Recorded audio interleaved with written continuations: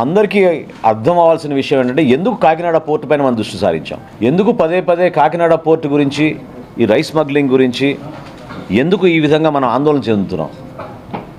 ఎందుకంటే మీడియా మిత్రులు కూడా మీ అందరికీ తెలుసు, స్థానికంగా ఉన్న కాకినాడలో కూడా చాలామందికి తెలుసు, 5 సంవత్సరాల్లో ఎవరిని కూడా లోపలికి ప్రవేశించలేదు, అనుమతించలేదు, అసలు అవకాశమే లేదు. లోపల ఎటువంటి కార్యక్రమాలు జరుగుతున్నాయి, ఎటువంటి బోట్లు వస్తున్నాయి, ఎవరు అక్కడ అధికారులు ఉన్నారు, ఏ విధంగా ఈ కార్యక్రమాలు జరుగుతున్నాయి దానిపైన కనీసం ఒక్క మీడియా మిత్రులను కూడా లోపలికి ఆహ్వానించలేదు, అనుమతి ఇవ్వలేదు. పక్కడబందీగా వ్యూహం మేరకు ఎవరిని రానియకుండా ఒక పెద్ద కాన్స్పిరసీ చేశారు. దాన్ని ఈరోజు నేను మీకు వివరిస్తాను. ఎందుకంటే ఎందుకు కాకినాడ పోర్ట్ అని పదే పదే చాలామంది దాని గురించి ఆందోళన చెందుతూ ఆలోచిస్తున్నారు. రాష్ట్రంలో 29,000 ఫేర్ ప్రైస్ షాపులు ఉండగా ఈ బియ్యం సరఫరా చేయడానికి వైఎస్ఆర్సీపీ ప్రభుత్వం జగన్మోహన్ రెడ్డి గారు ముఖ్యమంత్రి అయిన తర్వాత ఒక నిర్ణయం తీసుకుని డోర్ డెలివరీ చేస్తామనే ఒక అబద్ధపు ప్రచారంతో 9,260 వ్యాన్లు కొని రాష్ట్ర ఖజానాకి దాదాపు 1,600 కోట్ల రూపాయలు ఖర్చు అయ్యే విధంగా మొబైల్ డెలివరీ యూనిట్లు వ్యాన్లని వీళ్ళు రాష్ట్ర వ్యాప్తంగా ఒక నెట్వర్క్ ఏర్పాటు చేశారు. 29,000 ఫేర్ ప్రైస్ షాపులు ప్రతి నెల 1వ తారీఖు నుంచి 15వ తారీఖు వరకు ఉదయం నుంచి సాయంత్రం వరకు తెరిచి ఉండి వినియోగదారులు ఎప్పుడు వచ్చినా వాళ్ళకి సరుకు అందించే విధంగా ఎన్నో సంవత్సరాలు జరుగుతున్న ఒక మంచి ప్రక్రియని వీళ్ళు పక్కదారి తీసుకెళ్ళి వాళ్ళ స్వలాభం కోసం ఈ వ్యాన్లు తీసుకొచ్చి ఈ వ్యాన్ల ద్వారా రాష్ట్ర వ్యాప్తంగా నెట్వర్క్ ఏర్పాటు చేసుకుని బియ్యం సేకరించడం మొదలుపెట్టారు. ప్రభుత్వానికి 43 రూపాయల 40 పైసలు ప్రతి కిలో ఖర్చు అయ్యే ఈ బియ్యాన్ని క్షేత్రస్థాయిలో వీళ్ళు 10 రూపాయలకే తీసుకుని వెళ్ళిపోవడం, చాలా చోట్ల మీరు సరైన సమయానికి రాలేదు, వ్యాన్ వెళ్ళిపోయింది కాబట్టి మీకు సరుకు ఇవ్వమని చెప్పడం, చివరికి ఎంఎల్ఎస్ పాయింట్ల దగ్గర నుంచి కూడా గోతాలు తీసుకుపోయే సందర్భాలు ఎన్నో ఉన్నాయి. అది చాలా స్పష్టంగా మనకి ఆధారాలు కూడా దొరికినాయి. ఈ విధంగా వీళ్ళు పక్కడబందీగా ఒక గ్రీన్ ఛానల్ ఏర్పాటు చేసుకుని చిత్తూరు నుంచి శ్రీకాకుళం నుంచి నేషనల్ హైవే మీద నేరుగా కాకినాడకి ఎక్కువ శాతం ఈ బియ్యం తరలించే విధంగా ఒక పక్కడబందీ కాన్స్పిరసీ చేసి వీళ్ళు చేశారు. ఆంధ్రప్రదేశ్ తీరంలో ఏ పోర్టుకి లేని విధంగా కాకినాడ పోర్టులో రైస్ ఎగుమతి జరిగింది. ప్రత్యేకంగా వీళ్ళు ఎప్పుడైతే మెడ మీద కత్తి పెట్టి కాకినాడ సీపోర్ట్స్ లిమిటెడ్ దగ్గర నుంచి వీళ్ళు పోర్టు లాగేసుకుని ఆరోబిందోకు చెప్పారో ఆ రోజు నుంచి మీరు చూస్తే లెక్కలు ప్రతి ఒక్కరు కూడా ఆశ్చర్యం కలిగిస్తాయి. 3 ఆర్థిక సంవత్సరాల్లో, నేను 5 సంవత్సరాలు కూడా చెప్పడం లేదు, కేవలం గత 3 ఆర్థిక సంవత్సరాలు చెప్తున్నాను. గత 3 ఆర్థిక సంవత్సరాల్లో మన రాష్ట్రంలో గంగారాం పోర్టులో బియ్యం ఎగుమతి 2,20,289 మెట్రిక్ టన్నులు. కృష్ణపట్నం అధునాతమైంది, చాలా పెద్ద పోర్టు, ఇక్కడ 23,51,218.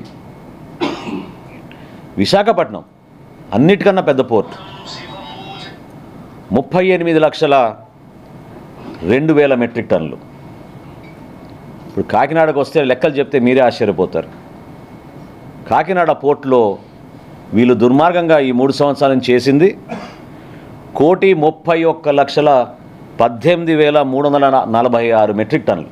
దీని విలువ ఒక్క కాకినాడదే చెప్తున్నాను, కాకినాడలో రైస్ ఎగుమతి విలువ ఈ 3 సంవత్సరాల్లో 48,537 కోట్ల రూపాయలు.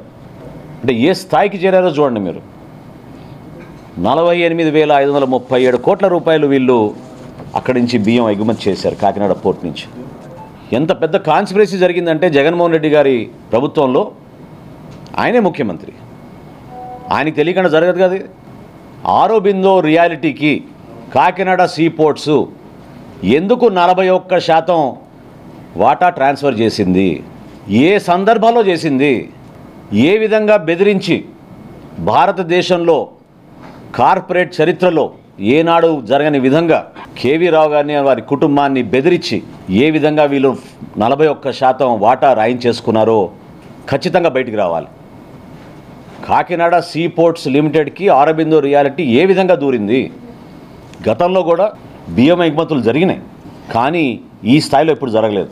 నేను ప్రత్యేకంగా మీకు 3 సంవత్సరాల గురించి ఎందుకు చెప్పానంటే, ఇది ఆరోబిందో ఆ పోర్ట్ని టేక్ ఓవర్ చేసిన తర్వాత అసలు ఊహించని విధంగా కృష్ణపట్నంతో పోల్చుకున్న, విశాఖపట్నంతో పోల్చుకున్న 1,31,00,000 మెట్రిక్ టన్నులు కాకినాడ పోర్ట్స్ నుంచి వీళ్ళు బియ్యం ఎగుమతి చేశారంటే ఒకసారి ఆలోచించాలి. ఇందులో ఇంకొక పెద్ద కుంభకోణం ఉంది. కోవిడ్ వచ్చినప్పుడు కేంద్ర ప్రభుత్వం ప్రతి కుటుంబానికి ఉచితంగా బియ్యం సరఫరా చేయమని ఆదేశాలు జారీ చేసినప్పుడు దాదాపు 6,300 కోట్ల రూపాయలు బియ్యం వీళ్ళు లెక్కలు చూపించి ఇక్కడికి తరలించేశారు.